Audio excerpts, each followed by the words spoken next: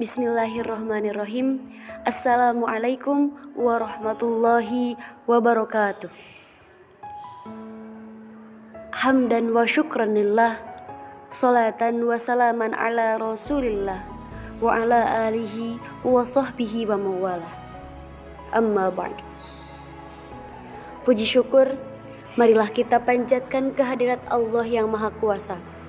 Atas berkahan rahmat dan hidayahnya, kami dari kelompok 2, kloter kedua kelas PAIA bisa menyelesaikan pembuatan video pembelajaran kali ini.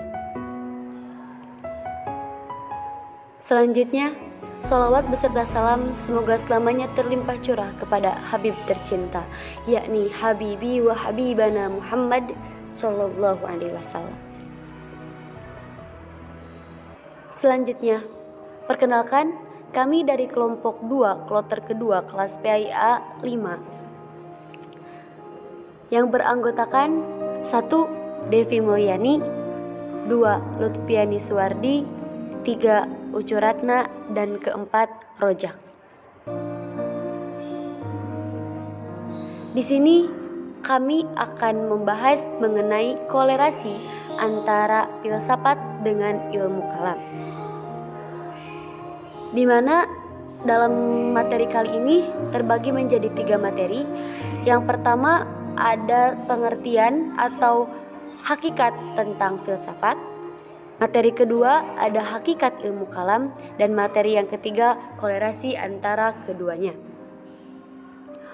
Untuk materi yang pertama yaitu mengenai hakikat filsafat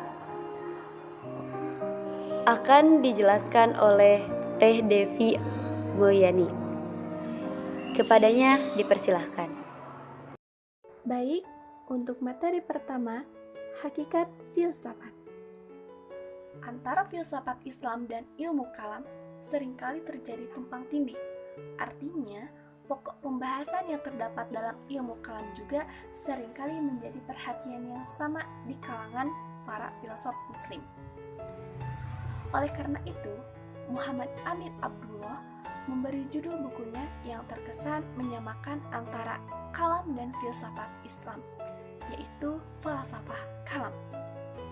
Menurut beliau, persoalan-persoalan yang dibahas dalam ilmu kalam masih sering diperdebatkan dengan persoalan yang dibahas dalam filsafat. Apakah persoalan-persoalan yang diuraikan dalam ilmu kalam dapat dikategorikan ke dalam bidang gerapan keilmuan kalam atau falsafah, tafsir, atau lainnya?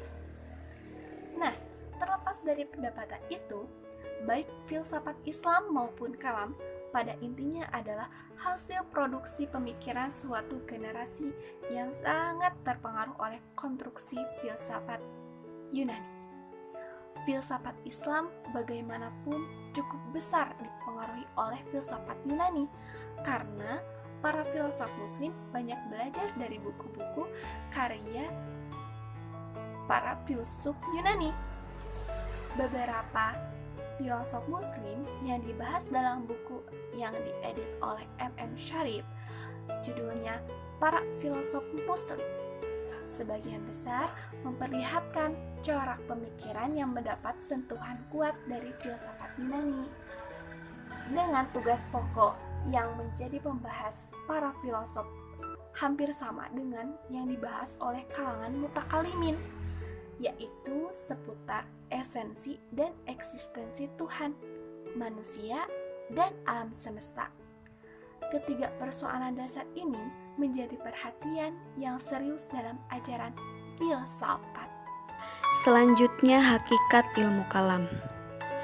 Ilmu kalam, sebagaimana telah kita ketahui, yaitu membahas ajaran-ajaran dasar dari suatu agama. Setiap orang yang ingin menyelami seluk-beluk agamanya secara mendalam, maka perlu mempelajari ilmu kalam. Nah, mempelajari ilmu kalam akan memberi seseorang keyakinan yang berdasarkan pada landasan yang kuat. Karena itu, ilmu kalam sering juga disebut ilmu tentang kepercayaan atau akidah. Nama lain dari ilmu kalam yang pertama ilmu aqaid atau ilmu akidah-akidah. kedua ilmu tauhid, ilmu tentang keesaan Tuhan, yang ketiga ilmu usuluddin, yaitu ilmu pokok-pokok agama, dan yang keempat teologi Islam. Menurut Harun Nasution, kalau yang dimaksud dengan kalam ialah kata-kata manusia, maka teologi dalam Islam disebut ilmul kalam. Karena kaum teolog Islam bersilat dengan kata-kata dalam mempertahankan pendapat dan pendirian masing-masing. Nah, teolog-teolog itulah dalam Islam memang diberi nama mutakalim, yaitu ahli debat yang pintar memakai kata-kata. Sementara itu, teologi Islam yang diajarkan di Indonesia pada umumnya adalah teologi dalam bentuk ilmu tauhid. Dan ilmu tauhid yang diajarkan di Indonesia lebih berfokus pada aliran asy-syar'iyyah, sehingga ada kesan bahwa hanya ada satu aliran ilmu kalam, padahal sebetulnya cukup banyak cabang-cabang ilmu kalam.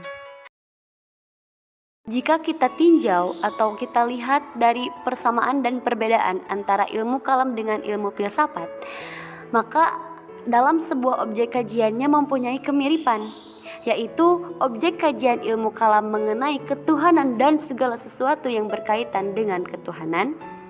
Sedangkan objek kajian filsafat adalah masalah ketuhanan di samping masalah alam, manusia, dan sesuatu yang ada.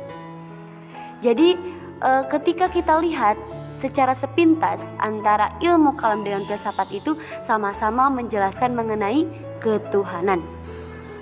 Maka dari persamaan tersebut kita dapat mengkolerasikan antara ilmu kalam dengan ilmu filsafat, yang mana dalam ilmu filsafat dengan ilmu kalam memiliki kolerasi sebagai berikut. Yang pertama, ilmu kalam merupakan bagian atau ruang lingkup dari filsafat Islam. Maksudnya bahwa ketika filsafat Islam ada, maka di dalam filsafat Islam itu ada ilmu kalam. Loh, kenapa? Karena persoalan-persoalan ketuhanan yang meluas, ternyata ketika ilmu kalam membahas ketuhanan-ketuhanan yang sangat meluas itu memerlukan pemikiran akal atau filsafat yang kita sebut. Karena kenapa? Ketika kita akan membuktikan ketuhanan, maka kita harus menyampaikan dalil. Sedangkan dalil ada dua, yang pertama dalil akli dan dalil nakli. Ketika kita berbicara dalil nakli hanya bersumber pada Al-Quran dan hadis, maka otak kita tidak akan percaya dengan begitu saja. Maka dari itu memerlukan pemikiran akal atau yang disebut sebagai dalil nakli. Kolerasi kedua yaitu filsafat dijadikan sebagai alat untuk membenarkan nas agama. Ketika filsafat mengawali pembuktiannya dengan argumentasi akal, kemudian dibenarkan melalui wahyu. Kalau ilmu kalam itu mencari wahyu dulu, kemudian bicara tentang argumentasi akal. Jadi pada keduanya itu tidak bisa dipisahkan. Bisa disebut bahwa ilmu kalam dan filsafat itu satu kesatuan yang tidak dapat dipisahkan, karena keduanya saling ketergantungan, saling keterkaitan, dan saling menyempurnakan. Dari pemaparan-pemaparan di atas dapat kita tarik kesimpulan bahwa kolerasi antara ilmu kalam dengan filsafat Islam itu terletak pada objek kajiannya, yaitu sama-sama mengenai persoalan-persoalan tentang ketuhanan. Sehingga bisa disebutkan bahwa antara ilmu filsafat dengan ilmu kalam itu saling menyempurnakan. Ketika filsafat membutuhkan wahyu, maka ilmu kalam membutuhkan akal. Sehingga ketika dipertemukan antara keduanya, sempurnalah pemikiran seorang manusia. Sekian video dari kami, terima kasih atas perhatiannya. Mudah-mudahan ada manfaatnya. Khudma sofada makadar, ambillah yang baik dan buanglah yang jeleknya. Terima kasih atas perhatiannya. Syukron ala husni ihtimamikum. Assalamualaikum warahmatullahi wabarakatuh.